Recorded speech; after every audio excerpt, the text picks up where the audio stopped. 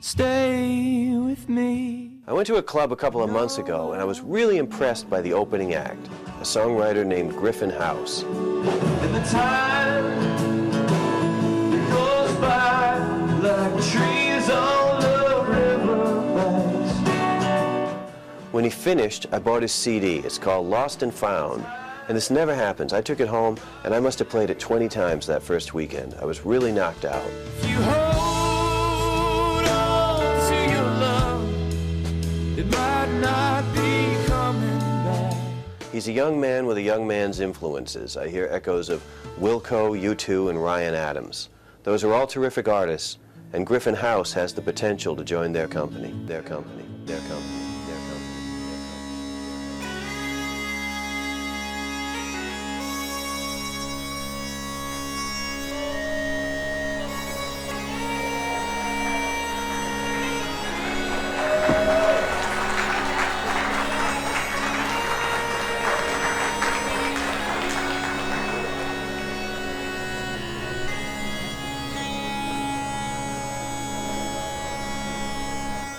Hey everybody, how's it going? We're actually, if you didn't see the sign already, we're filming tonight, so we're, just to let you know, and that means we can have even more fun than we normally would, so you can be louder when you clap in between songs, things like that. Actually, I might go back out and come back in that door, and then when I come back in this time, just go really crazy, as crazy as you can, but you're super excited to be here, okay?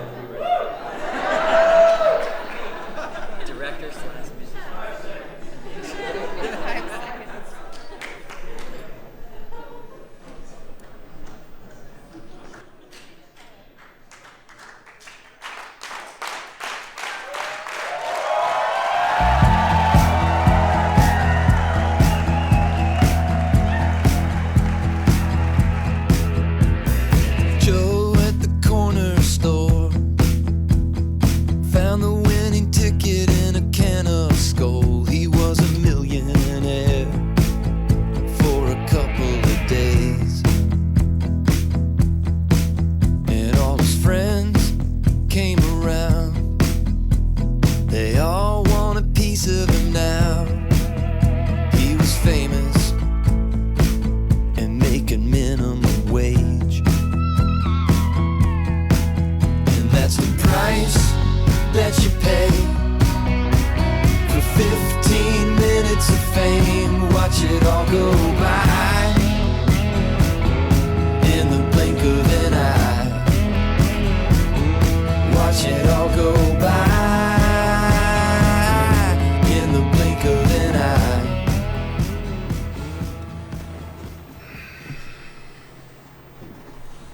I was working in a shop on Broadway called Legends Gifts, and I got a call from Island Def Jam and Our Lady there, and super excited. They flew me up to New York. I played for the president, Leo Cohen, at the time, and they really wanted to sign me.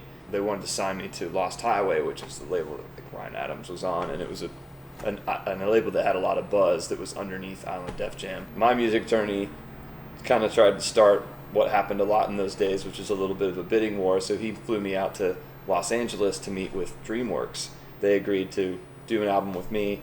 I was going to fly out to LA to make the album with DreamWorks, and the label folded the day before we were supposed to make the record. So after that happened, Island Def Jam still wanted to sign me. So I'm up on the top of the building again playing for a second president at Island Def Jam, still trying to make it happen. This is probably 2 years later.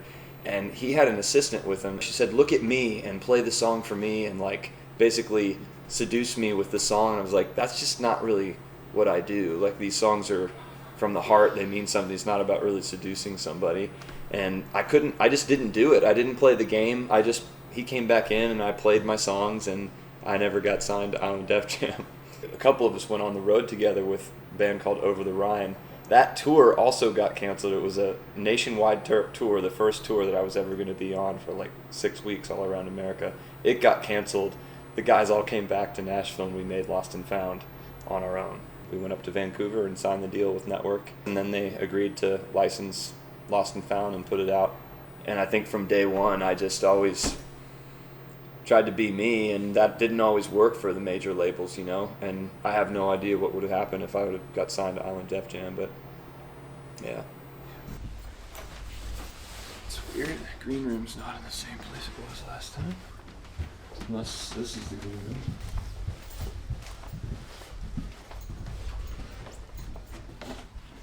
Must be here.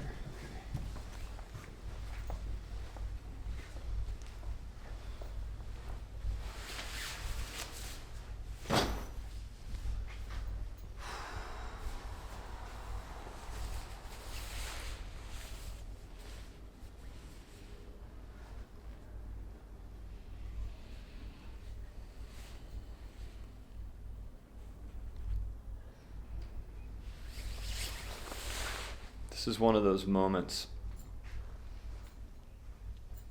on the road that I struggle with. We kind of roll up to a venue, and last time I was here, there were a bunch of people here. Doesn't look like there's going to be very many people here tonight, so you're like, what the heck? What's going on? Can sort of feel like the bottom falls out or something. Then you got to change your attitude, get back on, and put on a kick-ass show. And I think that might be why we're filming some of this stuff, to try to understand what that's like. So kind of hard some nights. But you gotta go out and give everybody a good show. Play your songs. Still play as good.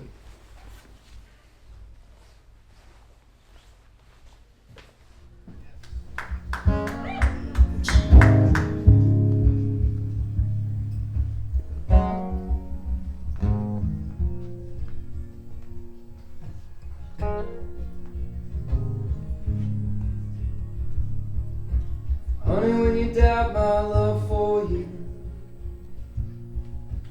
look into my eyes when I'm going through. Even if we change and fall out of love, you hold my hand and it's better than love. You save me from myself. You got my back when I need help. There's no one else in the world. You will always be my girl. You will always be. You will always be. You will always be my girl. Okay. 2009, I lost my husband. But prior to that, I was in love with Griffin House and listened to his music. And Better Than Love was my favorite song. And I kept telling my husband he needed to hear the song because he kept telling me that I saved his life, and he called me his girl. He dies, like I said, in 2009. I hear that Griffin House is going to be here and that there are free tickets for the next caller. So I pull over, I call, I win the tickets. I come to this concert and I write a note to Griffin House. I write him a note and tell him that this is my first Valentine's Day without my beloved husband, and tell him the story about the song. I give the note to the woman at the desk here, and I said, no, please give this to him. He called my name during the concert, and he gave me his set list at the end. And it was heartfelt, beautiful. He's a wonderful man. I love him. And the song just touches my heart and makes me cry. You will always be my girl.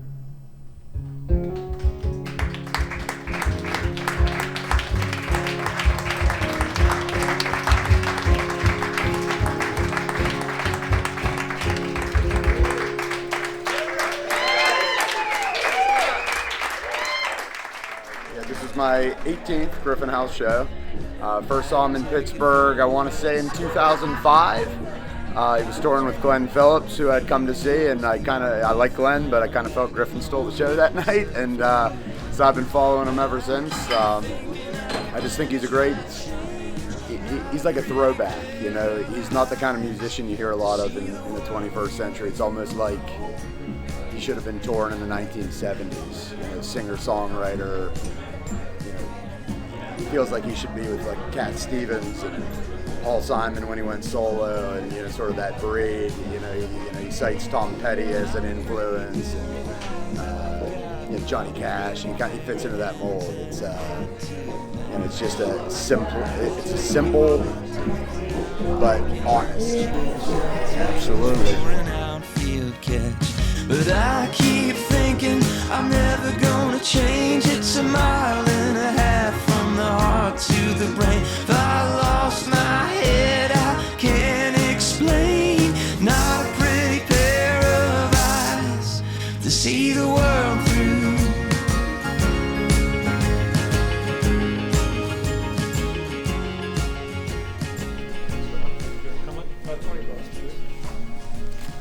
So much. Don't worry about it. Oh, are you serious? Have a good night. Dude, really? Yeah, don't worry about it. It's worth more than that. That's so sweet, man. Thank you.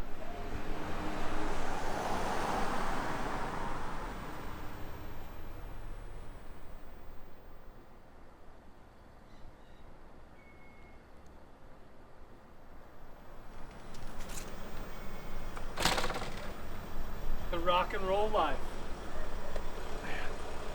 My whole youth was wasted. I should have learned how to play guitar.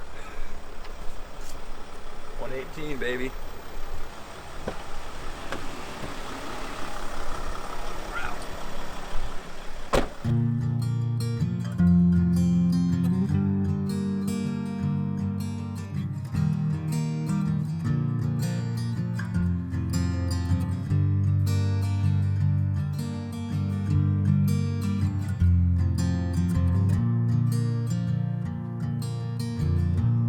I'm a native to this land. Grew up on the same ground where my fathers took their stand. I give extra love to any Ohio town for sure. It's always good to be back in OH.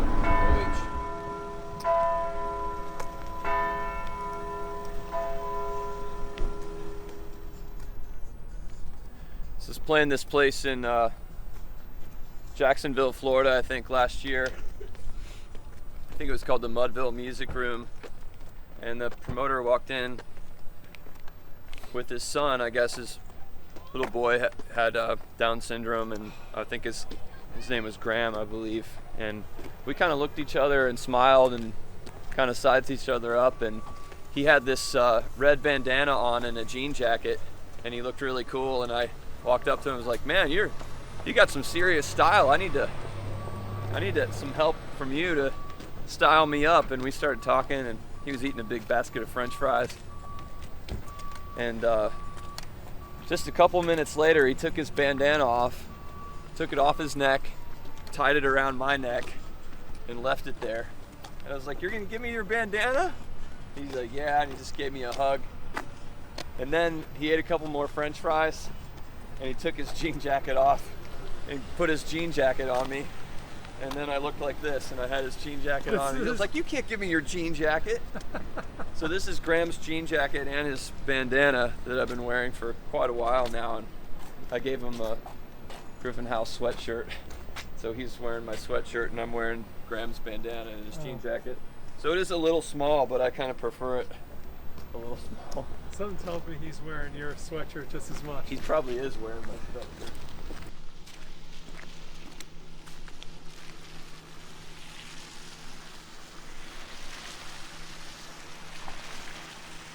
Well, I was explaining to them that we were filming that I went to school with John Legend. We went to high school together, and he was John Stevens then, but we drove past the other high school, and it said John Legend Theater, and he was kind of asking me how it feels basically to be like totally second fiddle for the rest of my life to John's Legend on camera. And I was like, that's pretty much the essence of this film, so to speak.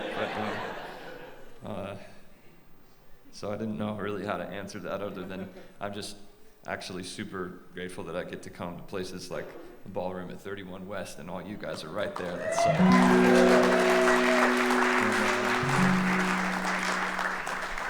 We went to go see my grandpa, who was really special to me. He passed away just about a little over 7 years ago, before my oldest daughter was born, so they never got to meet each other. We kind of lost a great one that year and got a great one. And so we went to the cemetery where he was buried, and I got out of the car. It was really snowy the other day. It was about 27 degrees in the morning, and I just knelt down and put my hand on his grave. And we were so close that it wasn't hard for this to happen, but I just started crying, and my body was shaking a little bit, and I was having a moment there with my grandfather. And what else? So my grandpa was born in 1920 and lived almost 100 years. Fought in the Battle of the Bulge in World War II in the Hurtgen Forest, and he got the Bronze Star for bravery. And he used to tell us when we were kids that he shot Adolf Hitler's mustache off. He said, "Yeah, I shot his little mustache off. I got it in my back pocket." So as a kid, I always thought he literally had Hitler's little mustache in his wallet, which was a great way to grow up. And says a lot about him just from that story. He's had a great sense of humor, and we're very close. So he inspired several songs, and this is one of them. It's called "I Remember."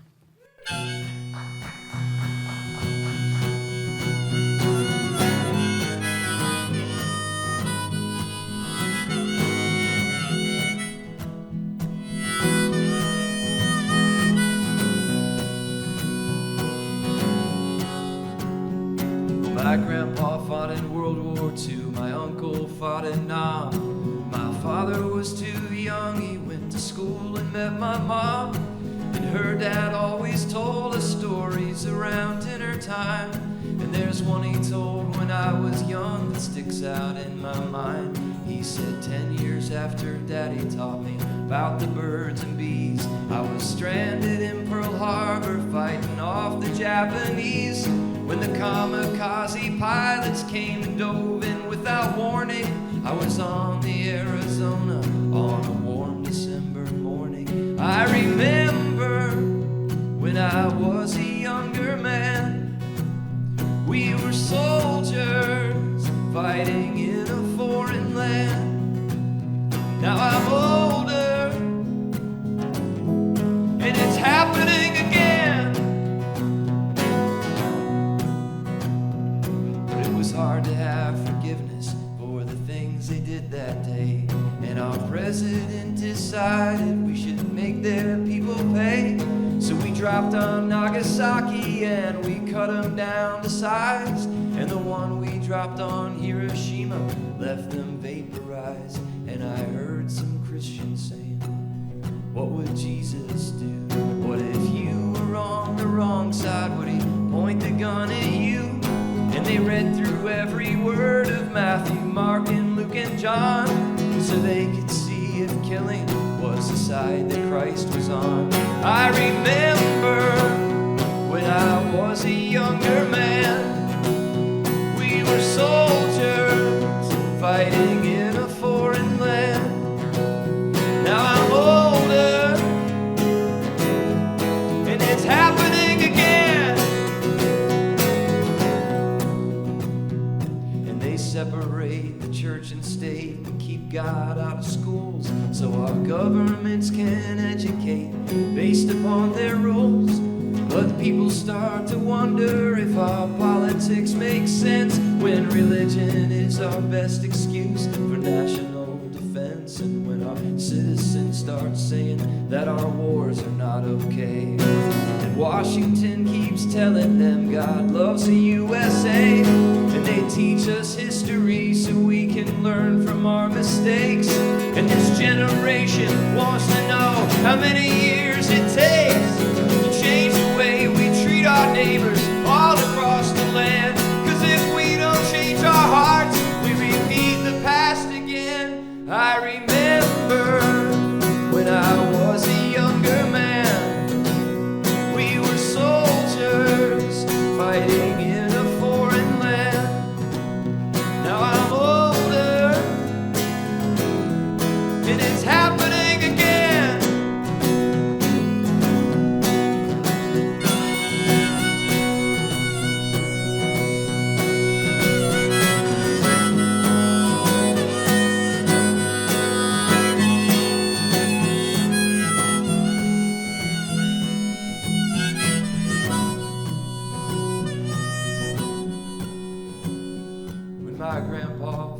talking, we went walking, he and I was thinking of the future and how scared I was to die. Now my best friend's overseas in the desert where it's dry, fighting for our country, and I need a reason why. I remember when he was a younger man. Now he's a soldier fighting in a foreign land. Now we're older, God bring him home again.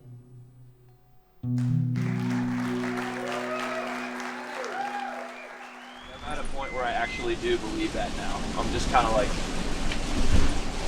if I can't be peaceful and happy now, I ain't gonna be peaceful and happy when I, whatever, have a stadium full of people and a shelf full of plastic awards. It's just not gonna, you gotta find it like right now, right today. And there's probably some old part of me that still thinks about those old ideas a little bit, like, oh yeah, probably help a little bit, or maybe it would fulfill something in me, but I don't know. I really do believe it's just, I'd like to make one record that lasts like forever, that's a classic, amazing record like Joshua Tree or October, maybe, or even David Gray's White Ladder would do.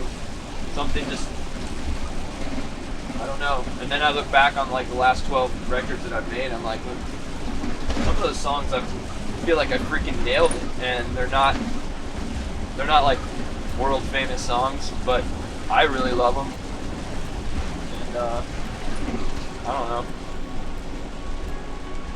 You can't control how the world responds to it, I guess. You just make the art you want to make and see what happens.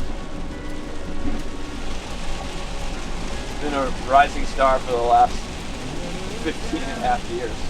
It's a slow rise. Of Amelie. She was a character anyone could see. She had eyes just for me.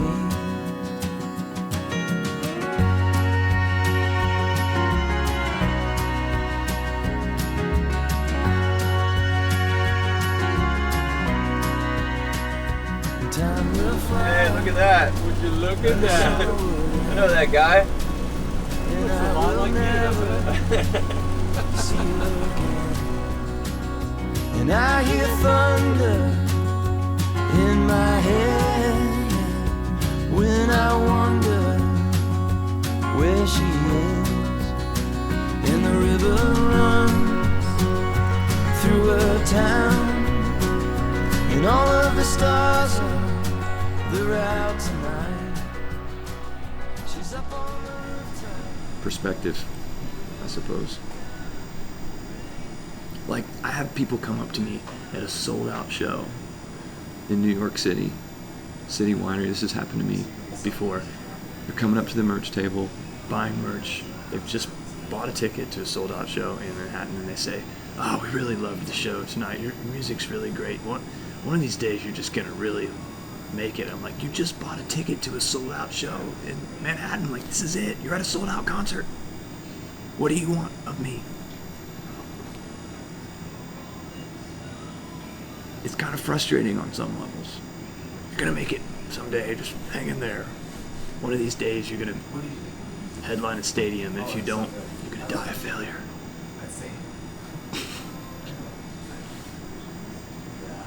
And then the next thing you know, a couple years later, I make a record that comes out in stores. And the CBS Sunday Morning Show covered it, and this music critic named Bill Flanagan, who was vice president of MTV and VH1 at the time, and he said on national television something like, Griffin House is a young man with a young man's influences. He reminds me of Ryan Adams, early Wilco, and U2, and has the ability to join all three, or something like that. Sometimes I don't know if a spot like that on TV was good for me or horrible. Just like sets you up to go, okay, you got to get there or else.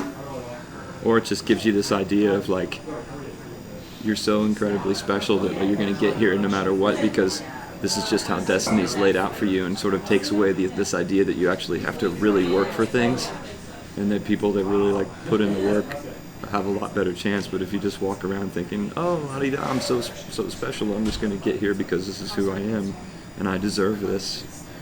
I don't know, that was a trippy thing to happen to me, because I didn't pick up guitar till I was like 18.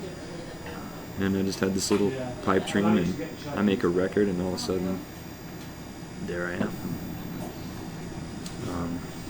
So yeah, I'm 38, and I'm not playing stadiums. And I'm not Wilco, Ryan Adams, or U2. Griffin House.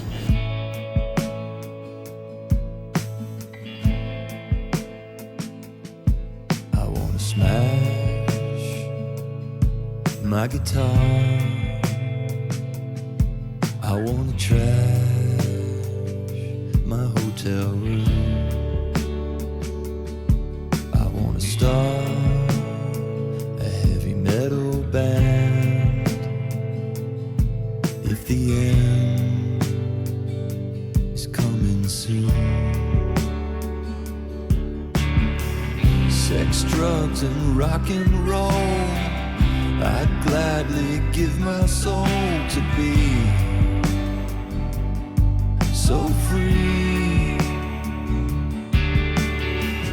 Done doing what I'm told, no sense in growing old. I'm going down in history.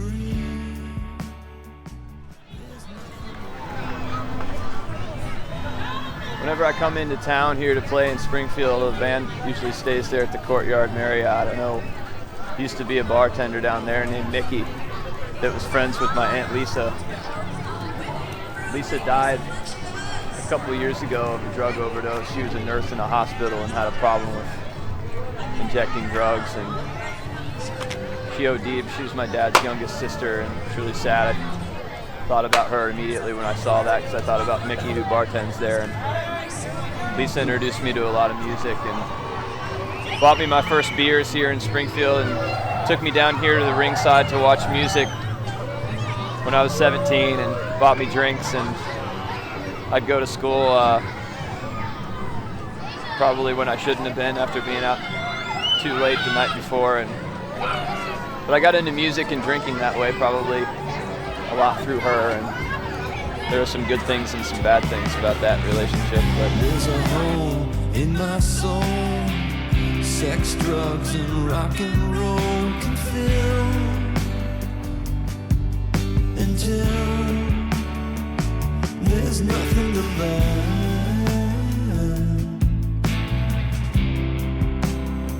I'm gonna crash and burn.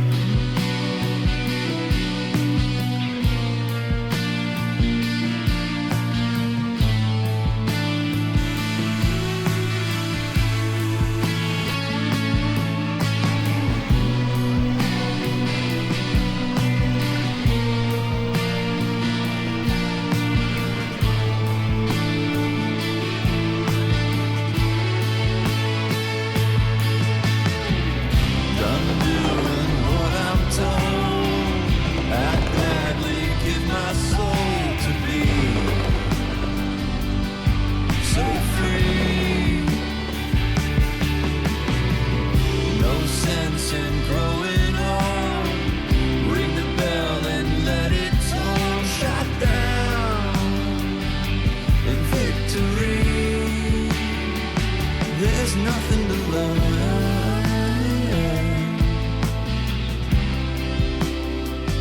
There's nothing to learn.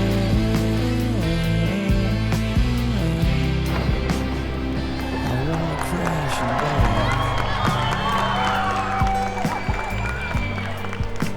all right, everybody, what great fireworks, huh?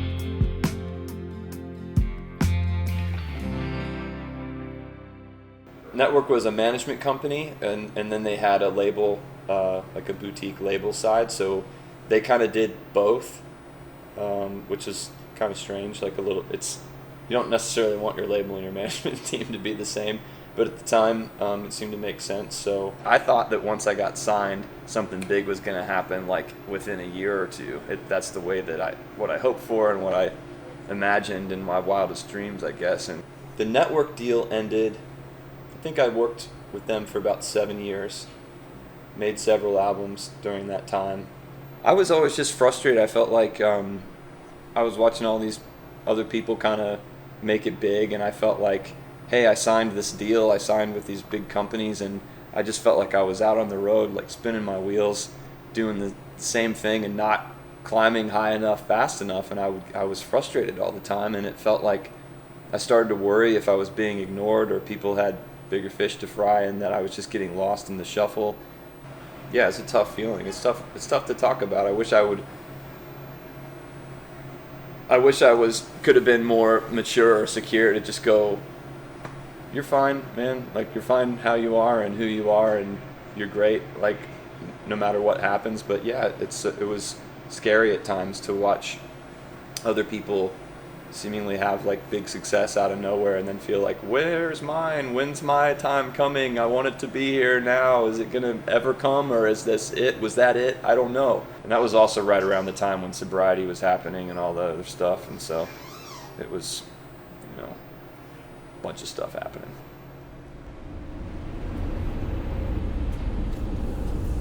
I've been thinking about Forrest Gump a lot lately.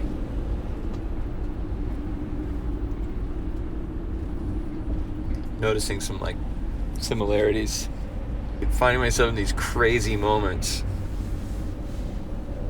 where you just bump in and rub shoulders with these people, like oh, I'm on the treadmill and John Mellencamp's right over there and we're playing a show tonight. How the hell did I get here? Or I'm backstage talking to Bruce Springsteen about something and he's tapping me on the shoulder and being like, "Hey, good set tonight, man." And my friend's like, "What the hell? How did that happen?" And there's so much of like, I'm not a smart man, which I'm not sure I ever felt like I was that smart, but I've always felt like I knew what love was. When you're drinking too, you start to think there must be something about me that's mentally challenged if I keep hitting myself over the head with the bottle all the time, which is yet another Forrest Gump analogy. Is like, I relate to that. Being mentally challenged, I suppose, in that way. I've said so long to the hills of LA. I can remember being at a wedding when he must have been 12, so I was 7. I can remember him drinking at this wedding. And of course, at that point in time, I'm not old enough to know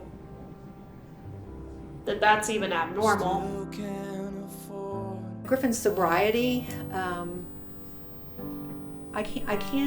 don't want to say it's made us closer because we've always been really close.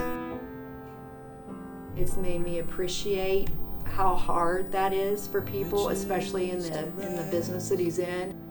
I'm sure it was scary for his family. I'm sure it's been scary for him. But it more so how hard it is to become sober. As a father, and as a husband, and as a brother, and as a son, he realized he couldn't do it anymore and be all the things that he wanted to be for his family. It's just made me appreciate what a strong person he is. And I'm so proud of him. All my things melt away. Only love remains. The guy that says goodbye to you is out of his mind. Dude, thanks for having us. Love you. Thanks. All right. See you, Murray.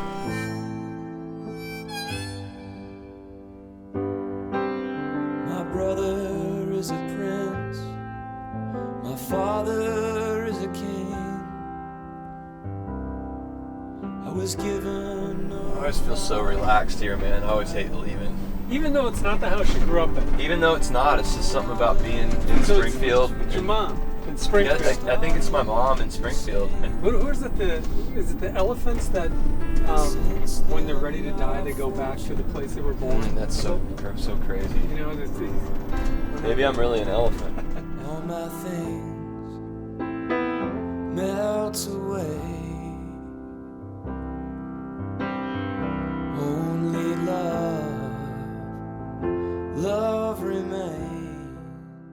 He's just a great guy. You know, I don't know. I'm gonna cry now, but. Are you in Ann Arbor? No way! Yeah. You are? Family reunion coming up. You gonna come sing with me tonight? Oh, wow. Yeah, dude! Yeah, we'll probably start loading in around 5. We'll be at Zingerman's in an hour. We'll eat and then head over. So I imagine we'll be at the venue in 2 hours. Okay. Yeah, come on over and hang out, man. I'm excited to see you guys. Okay, see ya. Bye. That's great. My buddy. Going down to the well, and it's been one hell of Dry spell. I can't get it out of my head and onto the page. It's about going out to my garage in the heat of the summertime trying to write songs and feeling like I've just kind of got a bit of a writer's block and trying to sing my way through the frustration. I got poison in my veins and blood on my mind. That just means I'm really mad. You got me feeling so crazy most of the time. It's kind of got my wife and I fighting. And the voice in my head, he's a mighty good friend of mine. I got my temper from my father and he served me good. Take it on the chin like a good boy should. I learned to get by any way I could, and my anger was my lifeline. I left the congregation and I strayed from the fold. Never did like doing as I'm told. Letting go of the sins I hold might take a lifetime. I'm going down to the well, and it's been one hell of a dry spell. I can't get it out of my head and onto the page. I got poison in my veins and blood on my mind. You got me feeling so crazy most of the time, and the voices in my head, she's a mighty good friend of mine. We just told this smoking weed with Willie story. Really? Yeah. Back in Did that the happen South. for you? Yeah, first time I went to South by, it was me and Ian and Titer and Kaysen. We were playing the Paste magazine show in Austin. First time in Austin, first time at South by. We played the show, and then a lady who was working for Island Def Jam, Annie Bolero, she was the product manager at Island Def Jam of Willie Nelson, and I had met her because Island was trying to sign me at the time. So she invited us to go see Willie's show. So we all go, and we end up on Willie's bus. We watched the show from the side of the stage. It was a really good show. We go back, walk up on his bus. Basically what I remember is we walked in and he goes, "You want to hear my reggae record?" And he played a whole record of his reggae music. He had these huge cookie tins full of marijuana. And then the phone rang. He had one of those plastic phones with the big numbers on it, and I remember him picking it up and going, "Hello," and I hear on the other line, "Hey, Willie, what are you doing?" He goes, "Well, just burning one down with my friends." That's the line of the century right there. We wrote this song together called Hindsight, and it goes like this.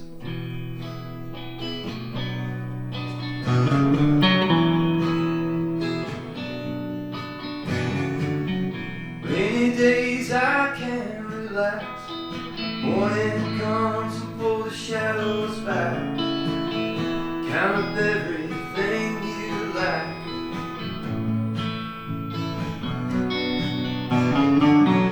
I still get that. When you write a song, it's hardly ever that you actually nail it to the wall. Like the idea, you get it all out in a fashion that's not where people can still pay attention to it.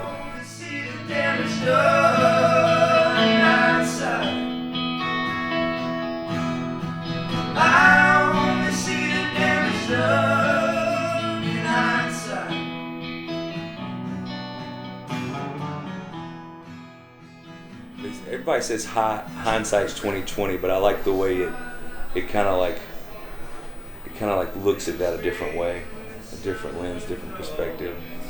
And then we worked on it, and most of it came. And then I remember we needed a second half to the second verse, and we came up with that line: "Nightstand in an empty glass, cry out to a God whose time has passed. Still light a candle at the midday mass, praying for a sign." Yeah. We were like, that's it. I love it.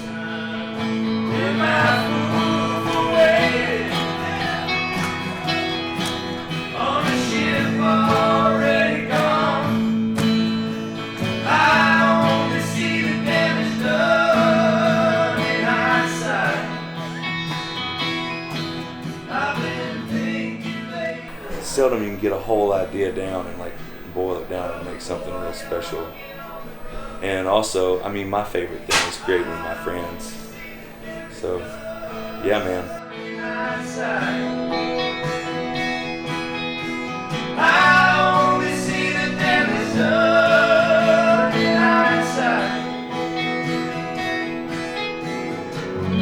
There's a past catching up with me. There's a stranger in the mirror I see. All the time I lost and I'll never get. It's killer. Oh, was it killer? Oh, thank you. Great, thank you. I love that song. I love it too. Love you, man. Love it too, man. Thank you too. Good show. Oh, thank you. We'll see you soon. Yeah. See you guys. See you guys. That's awesome.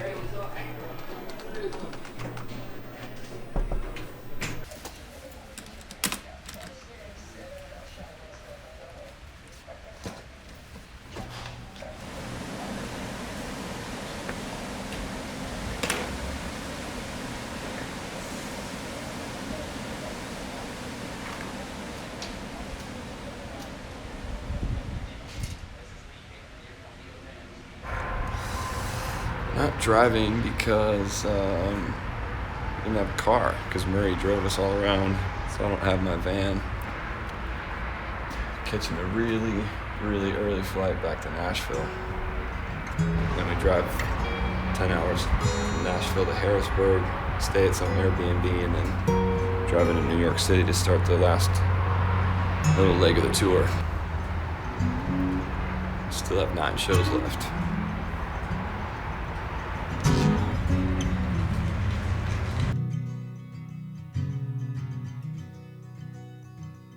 Looking for a way to make you hold off, find the words, settle you down.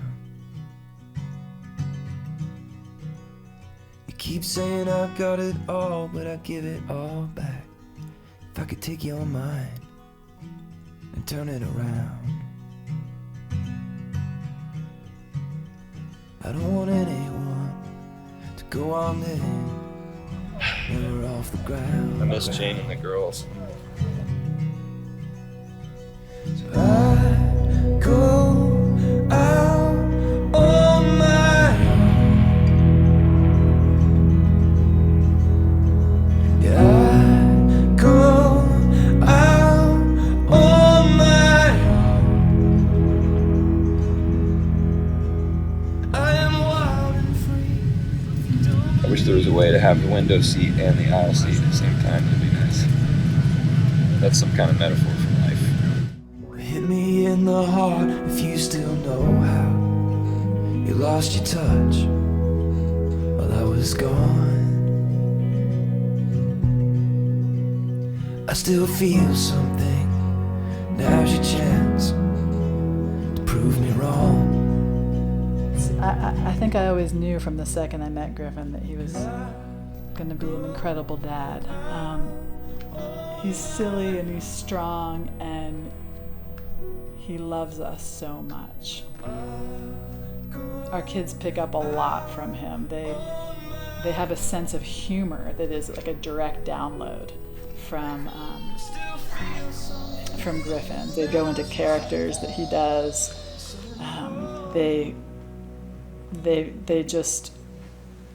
They've received such soul through Griffin, and he shows up. Clara, give me a kiss, buddy. Are you gonna give me a kiss?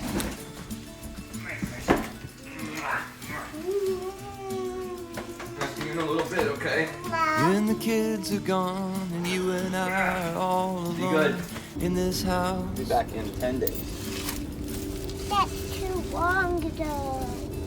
And we finally have the time. Remember when you dropped me at the airport and we high-fived? I don't like when you go, Daddy. I don't like to go either.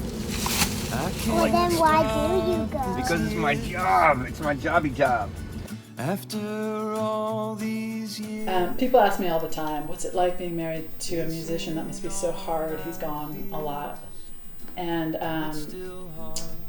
I miss him when he's gone. So when he comes back, I feel like we get that space where we can appreciate each other more. I love when he's home, and when he's home he gets to really be home and participate in a way where we can have breakfast, we can have lunch, and then when he's away, we get to miss him a little bit, but also I get to really expand into my own life. So I get to cultivate relationships with women that are pretty much the sustenance of my life and always have been. So I say that as long as we're connected, it feels really good.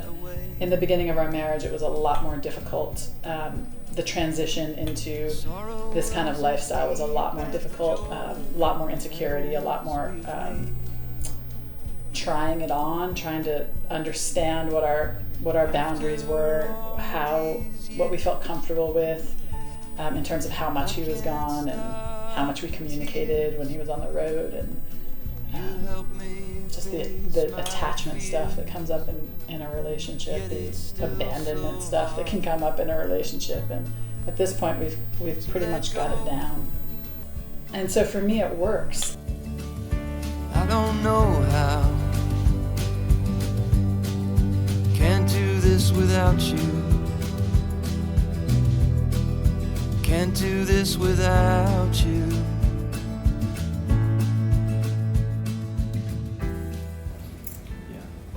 All right. Love you. Bye. Bye.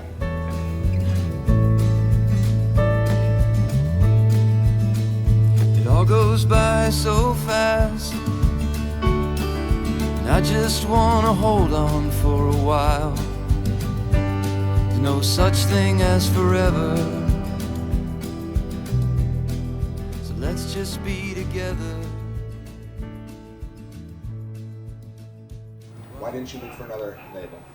It wasn't that I didn't look for another label. I think, man, I was getting sober, and I was married, and my wife got pregnant, and I didn't know what was going on. I got invited to go do a tour with a friend of mine, and which led to me getting a different agent, and I just started going on the road and playing shows. I figured out that I had a fan base out there that I could go play for, and I don't know. That's a great question. Why didn't I look for another label? Or I almost became in this really protective cocoon of like sobriety. It's like I felt like I just got in these meetings and locked myself up in AA and getting sober, and I'd try to go out on the road and make some money and support my family and just put one foot in front of the other. And I don't know what happened during that time, but I felt like it was a positive thing that I could go play shows, and yet at the same time I felt completely untethered and cut off from the music industry.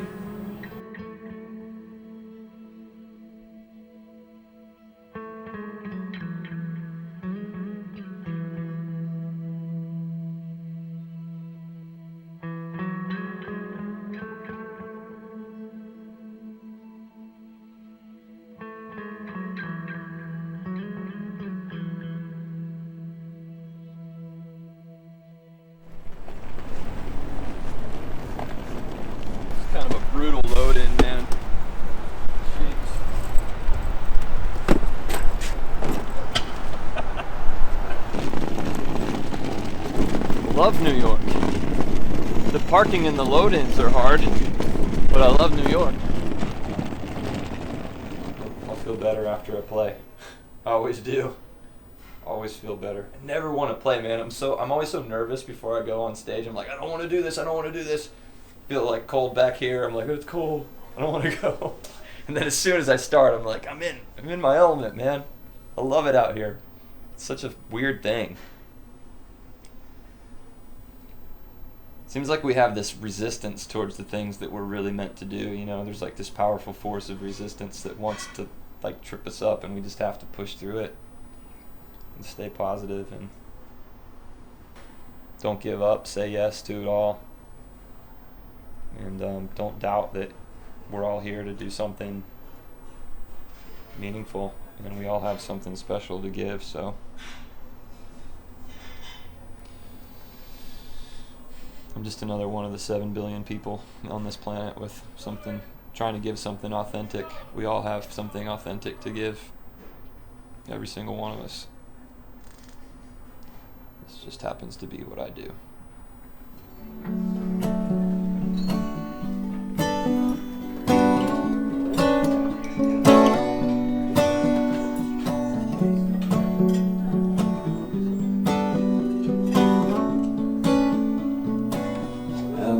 Times do you take the hits before you turn your face away?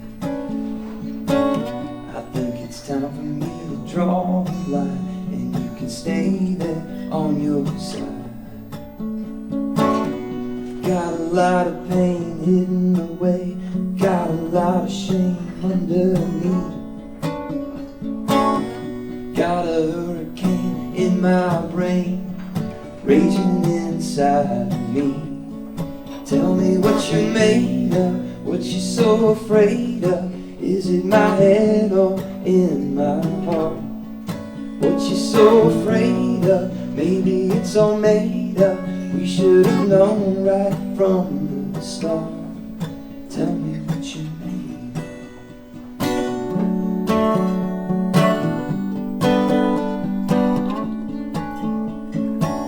I've been asleep for most of my life, but now I'm waking up. Just because I'm quitting you doesn't mean I'm giving up. I've got a lot of shame hidden away, I've got a lot of pain underneath. Got a hurricane in my brain, raging inside me. Tell me what you're made of, what you're so afraid of. Is it my head or in my heart? What you're so afraid of, maybe it's all made up. We should have known right from the start. Tell me what you're made of. Tell me what you're made of.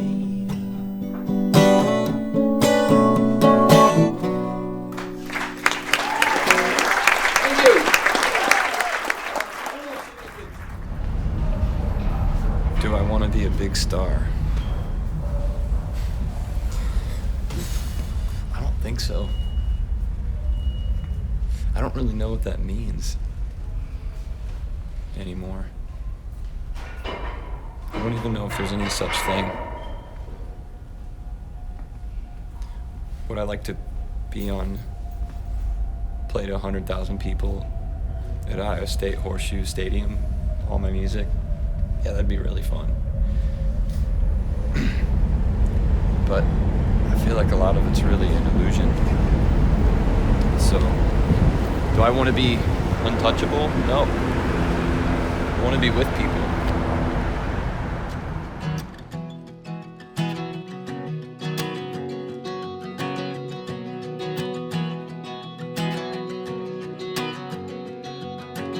All of my life I've been a fool, breaking myself to follow your rules. And I beat myself up when I can't find the strength, when I can't seem to change. The harder I think, let me get this straight. Let me feel the weight of an ordinary day. 'Cause I've tried to heal this thing, but you let me slip away.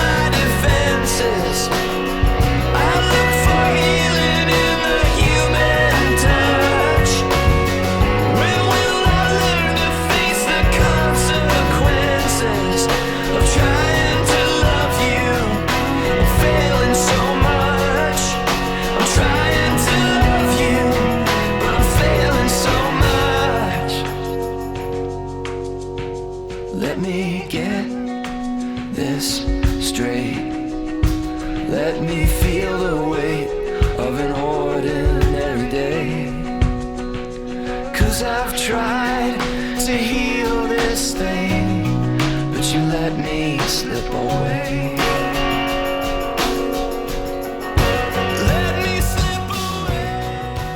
I kind of backed into doing music, you know, it's kind of crazy that I'm here. Could have gone a lot of different ways, I guess. When we were home in Ohio and I visited my dad's tire shop, I thought about how that had been in the family for a couple generations and how my dad went to work there the day after he graduated college, and I don't think it's really what he wanted to do, and I don't really think it's what my grandfather wanted to do either, but life just kind of turned out that way for them. And my grandpa was like a track star and football star at IU. He had a scholarship playing football and was a great athlete, and then blew his knee out and had to move home, and then he got my grandmother pregnant, and it was just, that was kind of all she wrote, and it was sort of like a Bruce Springsteen song after that, you know. And he worked at that tire shop and made a living doing that, opened a family business, and then my dad graduated and came worked for him the very next day, and he's been there ever since, and got the tire shop from his dad. I wanted to work there when I was a kid, but my dad wouldn't let me, and I would always get mad at my dad for not letting me come be a part of the team. You know, I kind of wanted to do the family stuff and be a man down there changing tires and stuff. And but I think now I realize, you know, I think my dad and his dad fought a lot, and I think my grandpa was really hard on him down there, and he'd come home upset a lot. I remember that as a kid, and it's like my dad's way of protecting me, I think, you know, not letting me come down there and work. He wanted to keep our relationship good, so I appreciate that. And he was always really encouraging for me to do whatever I wanted to do. This is the playbill that he brought to me when he played with John Mellencamp. And I moved out here to the East Coast right after college and started my music career in Philadelphia, and I had a production deal there and didn't have much going. It didn't turn out too well for me. I lasted about six months. I moved into this little really bad apartment in a rough neighborhood on 15th and Tasker on the wrong side of Broad, and lived there till right about Christmas time, and then I moved home. And my parents had just separated, so it was a really strange time. They'd been together for like 22 years of my life, and then all of a sudden Dad moved out. It was my mom and my sister at the house, so I drove home from Philadelphia, and I was with them over the holidays, and had a little 12-track recorder in the basement, and I would just sit down there and record songs. And I guess this next song came out of just feeling what was going on around the house and trying to make sense of it all back then. And it was right after that I moved down to Nashville and got my start with music. So I thought I'd play this song from way back when for you. It's called Lay Down in Your Fields.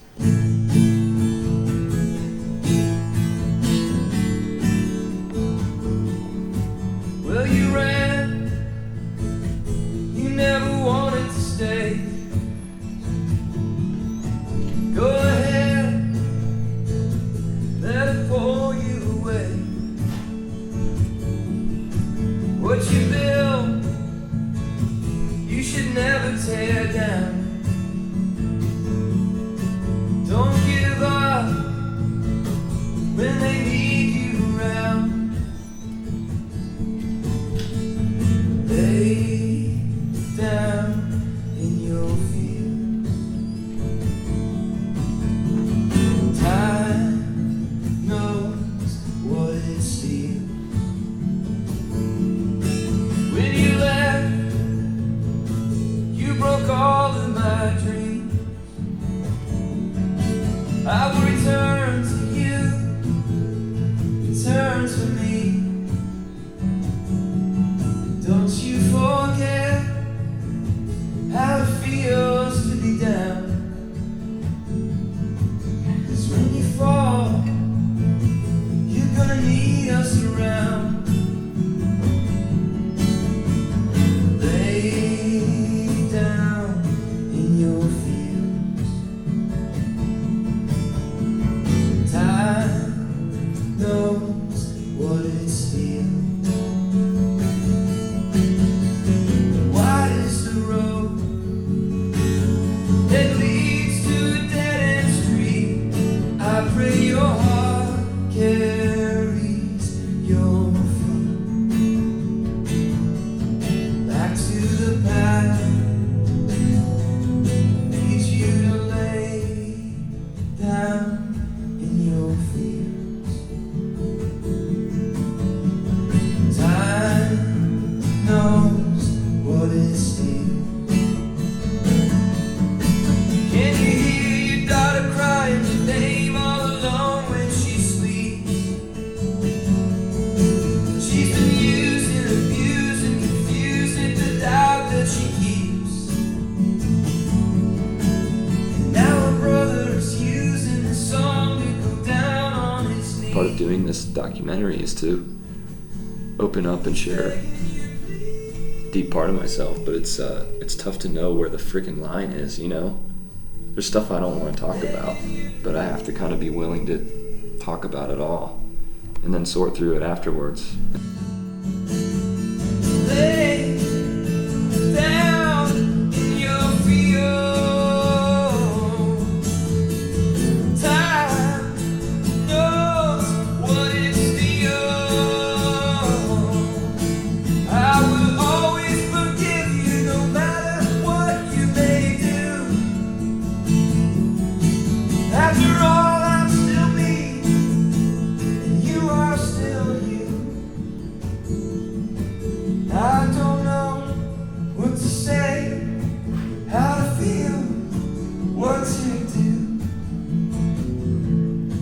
May I hear you?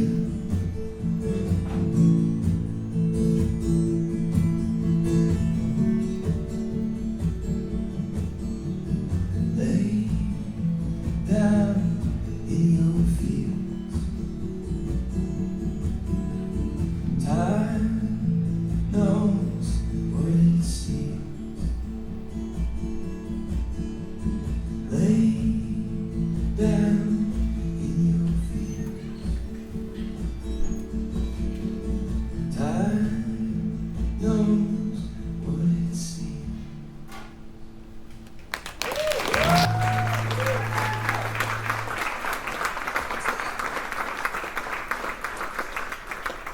They definitely see me as like a famous singer. Like they'll say that all the time. Like, well, that's just because you're famous, Daddy. And I'll be like, do I tell them that I don't really feel that way?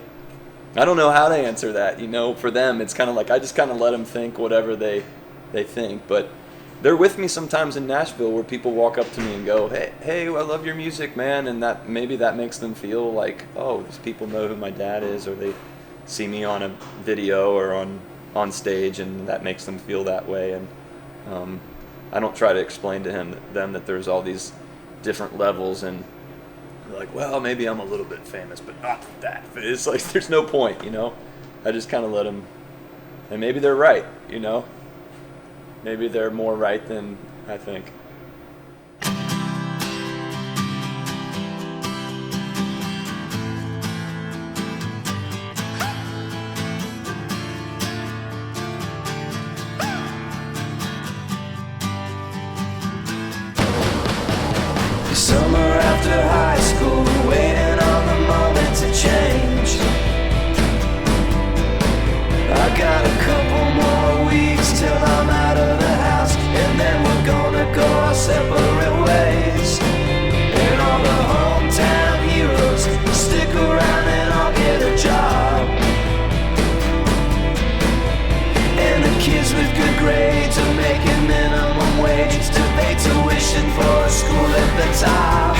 And all the college kids in the streets of town, I walk the hall. Is it hard to be genuine all the time?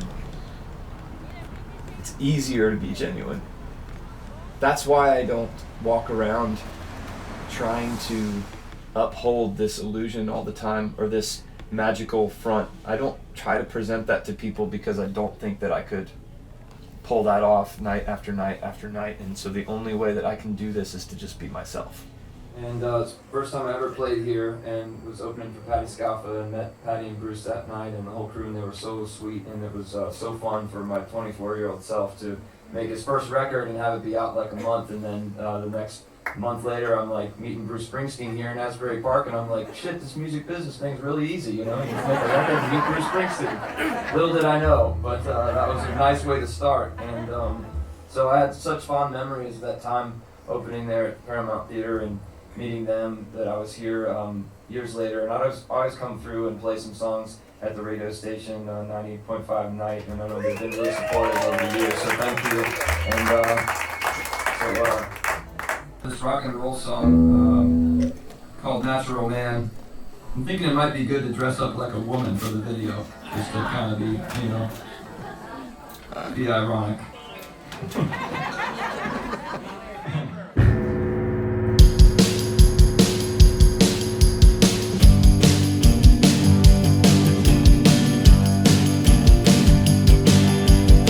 I got some personal business, I got a private affair, late for my show, and I gotta go, and then I'm gonna meet you there, meet you there.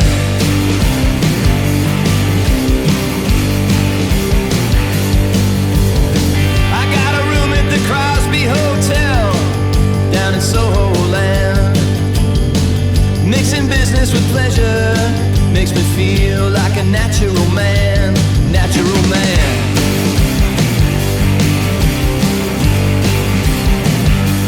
Natural man.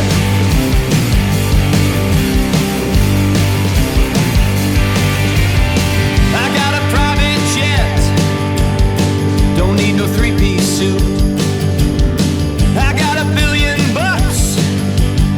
I got some snakeskin boots, snakeskin boots.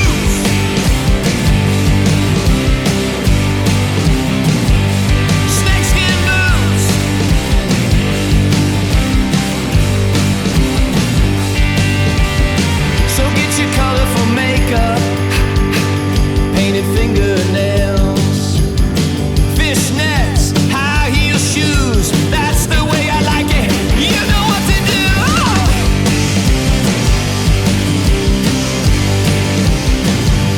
You know what to do.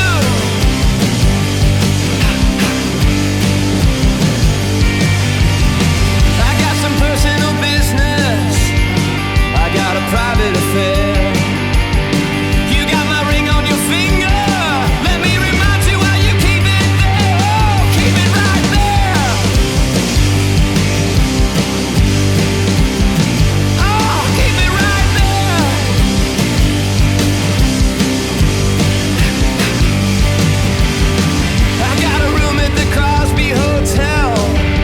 Soho Land, mixing business with pleasure, makes me feel like a natural man, natural man.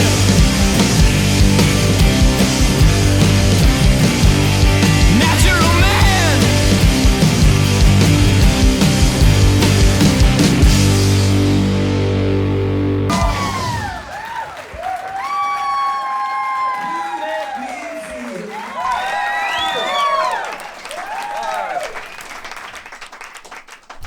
Natural man! That was fun. Found a wig.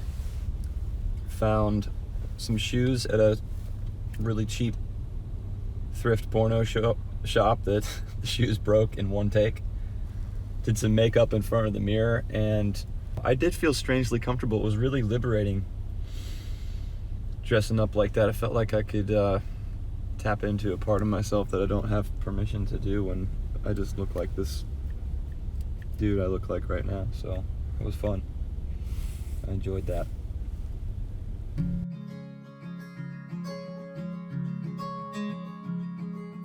Driving through town in his pickup truck, sipping on beer with the sleeves rolled up. He's a rising star. Comes from a hill where the cold wind blows, down in the hollow where the red fern grows. And he's gonna go far. He's a rising star. First came to town back in '95. Now he's doing what he can to keep a dream alive. He plays a mean guitar. He got jerked around, he got wined and dined, but he never got a deal and he never got signed. But he ain't done trying. He's a rising star.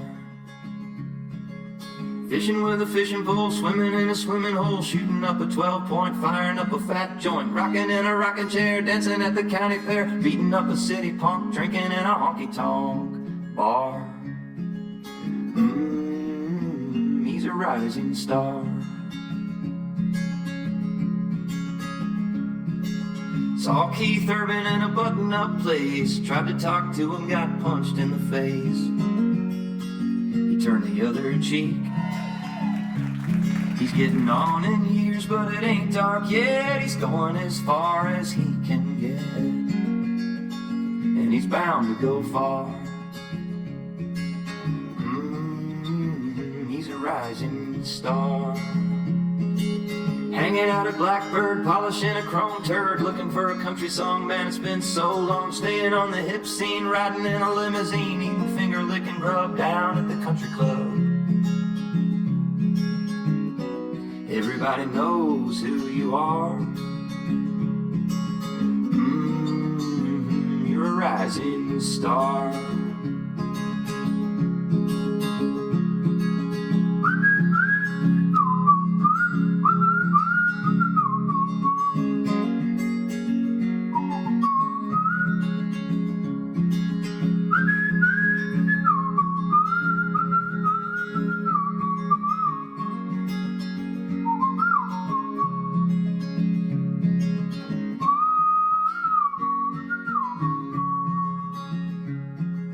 Driving through town in his pickup truck, sipping on a beer with the sleeves rolled up.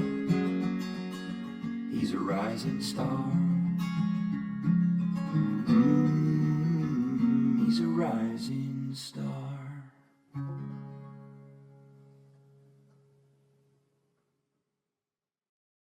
This is pretty easy to sing. All you have to do is scream as loud as you can and then say, "It feels so good to have your blood in my veins." All right? So that's blood in my veins, not butt in my face.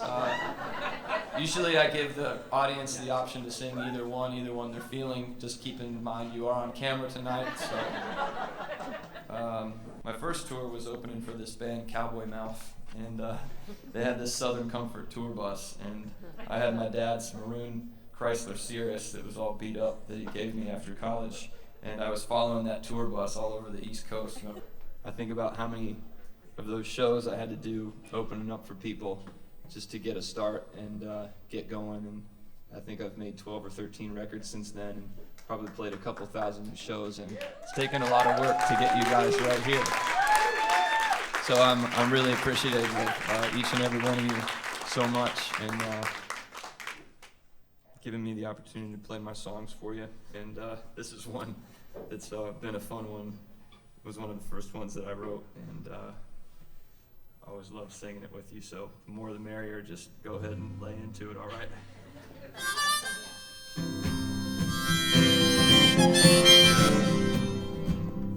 Well, I was born and I was made by the hands of marmalade. I got legends in my blood, I got Indians in my veins. And in the year of 44, Grandpa went away to war. He went to Hitler's house and kicked in the door. Then began the way I was made. In the year of 47, that Rudy girl came down from heaven. 48, a bride and groom, in love on their honeymoon. And they weren't doing nothing wrong, but it's how my mother came along. And here I am with words in a song, singing about the way I was made. It goes kind of like this. Whoa!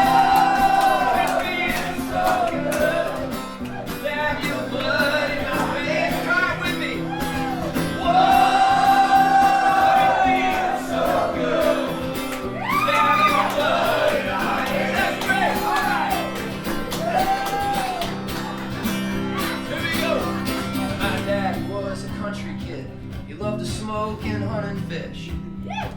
Mom, she was a city babe, pretty little girl who never ate. They met at school with broken hearts and healed each other from the start. Man and woman play your part, now close into the way I was made. Sing it with me! Oh, it feels so good to have your blood in our veins. Oh, it feels so good to have your blood in our veins. All right.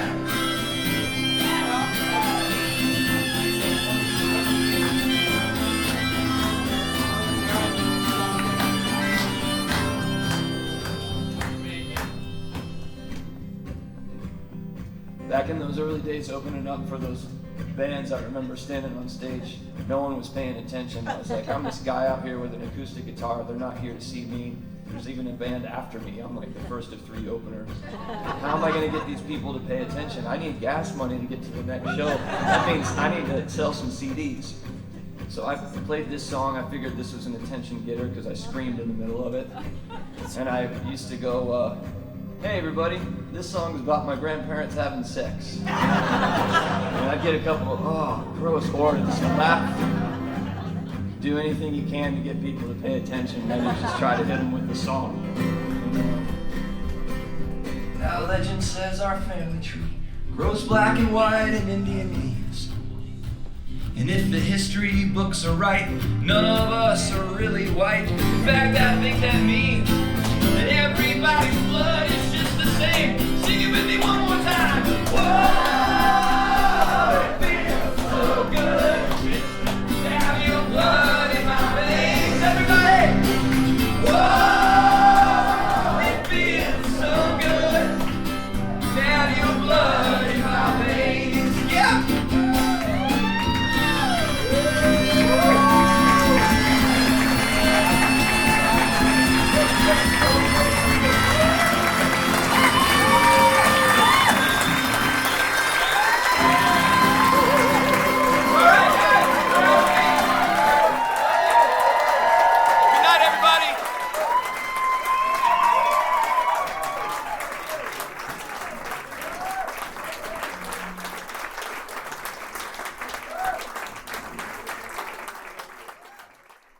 I almost cried like 3 times tonight.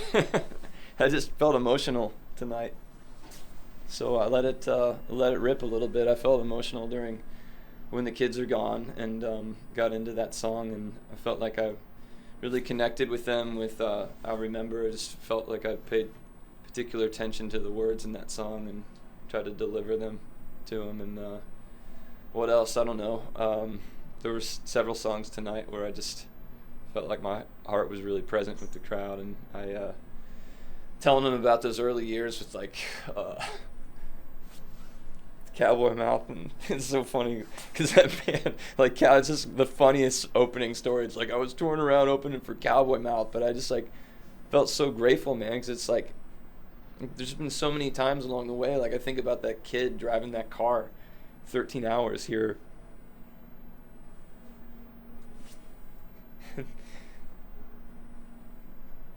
It didn't have to go so well, you know?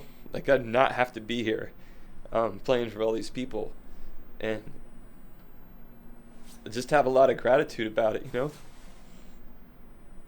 And, like, you asked me the other day if I want to, like, be a big star. And, like, to me, when I walk in a place like this and I have people coming and clapping and singing my songs and I get to play for them for a living, that's all the shining that I feel like I need to do, you know? So it's my job just to help other people try to shine in their life, not try to outshine anybody. That's the thing.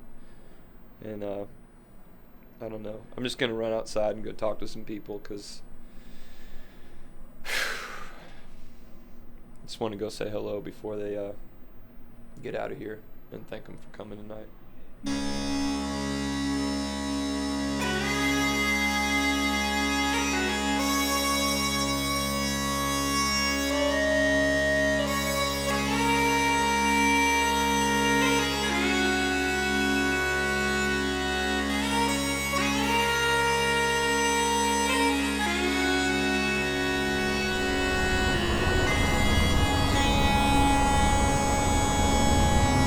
of fulfillment, quencher of thirst.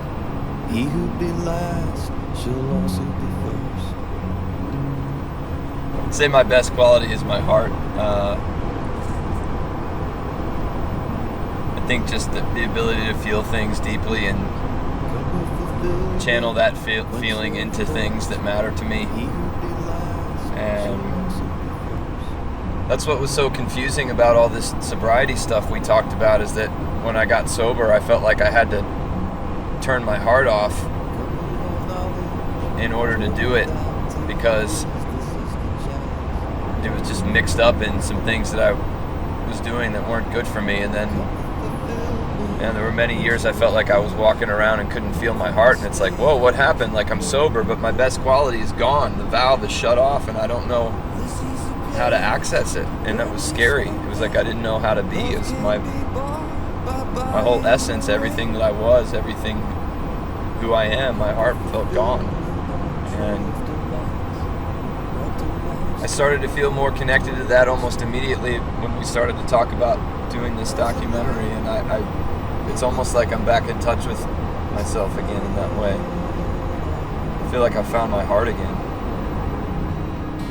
Kingdom come, thy will be done. Long may your love live on.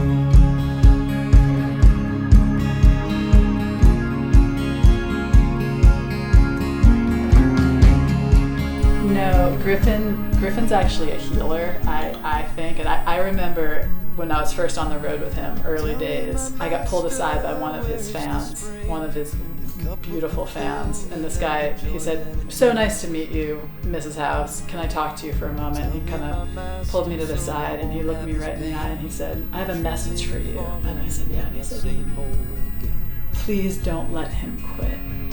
Where can I find this cup with all need? Show me my master, show me the sea. For I have a need to fill up this hole, to drink from this cup and quench me my soul, so I can go down and show me a life that has only happiness, devoid of all strife. Where there's a light in the dark, it's the fire in our hearts. And even when our work is done, long may your love live on.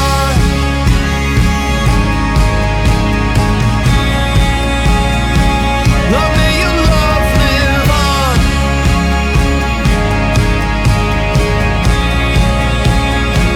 Long may your love live on.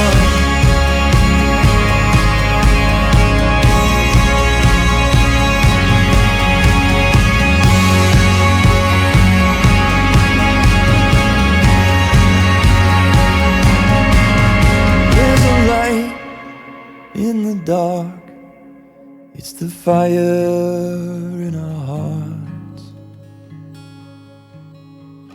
Even when our work is done, long may your love live on.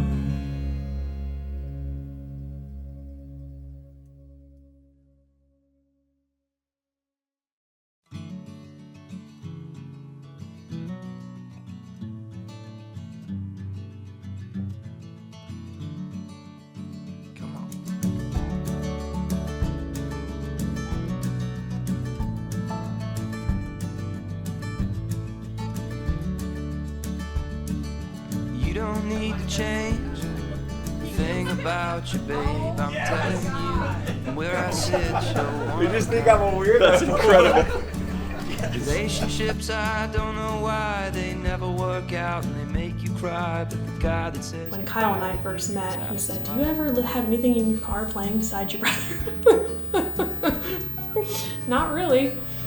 Very lucky guy over here with all three of my girls. Well, I've been down and I need your help. I've been feeling sorry for myself. Don't hesitate to boost my confidence. Well, I've been lost and I need direction. I could use a little love protection. What do you say, honey? Come to my defense. I'll stand up for you if it's what you need, and I can take a punch, I don't mind to bleed, as long as afterwards It's kind of you amazing feel how it bad all for me. worked out. Wasn't something ever that you would have thought. You give me all of your attention, I got deep I mean, I can't imagine him doing anything else. This will be the 7th time that I've seen him. Favorite song? Probably The Guy That Says Goodbye to You.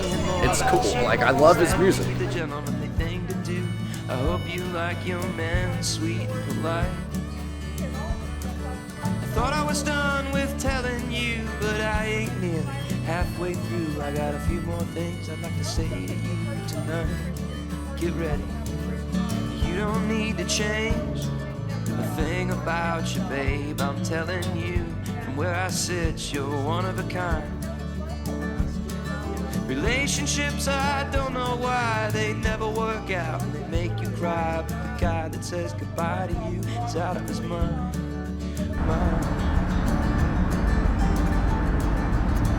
Am I timing it right? Yes.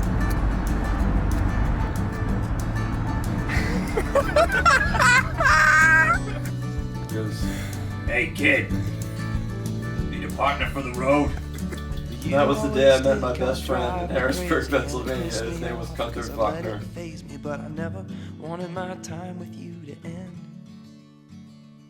Now I'm back in town for a day or two, and mostly I came back just to see you. I'm leaving now, but I don't want to go. You don't need to change a thing about you, babe. I'm telling you, from where I sit, you're one of a kind. Relationships, I don't know why they never work out. They make you cry, but the guy that says goodbye to you is out of his mind.